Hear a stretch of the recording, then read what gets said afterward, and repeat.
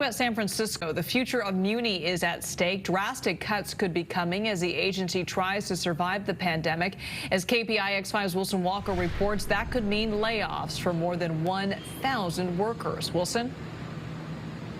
Liz, SFMTA started meeting today at 1 o'clock this afternoon. They are still speaking as we speak to you right now. That meeting's been going on all day, and the main thrust of that is an update from Director Jeffrey Tumlin, who's briefing the directors on what the budget looks like over the next 2 years, and it is not pretty. Over 2021 and 2022, the agency is looking at a budget deficit of some $230+ million.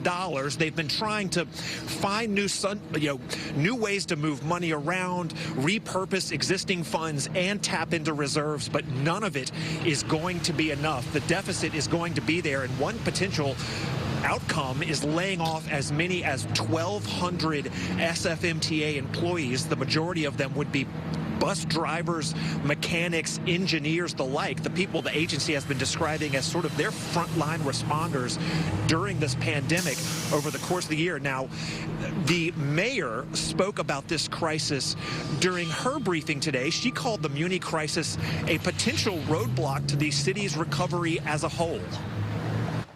Closing this deficit may require laying off between 18 and 22% of MTA's workforce. We are facing the gutting of a basic city service that our residents rely on and that our economy needs to recover.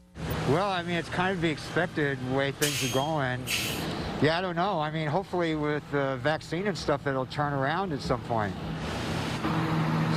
Now, Director Tumlin was asked, what could help, what could prevent the number of worst-case scenarios that Muni is looking at, and he had one answer.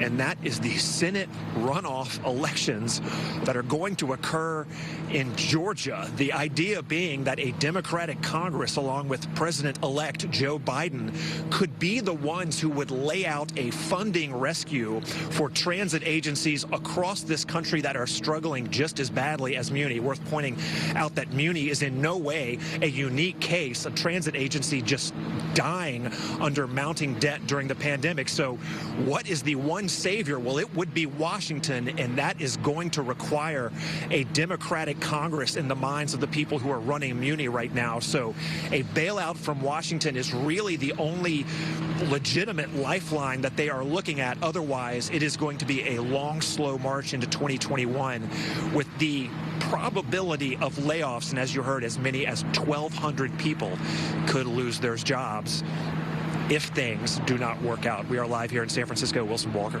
KPIX5.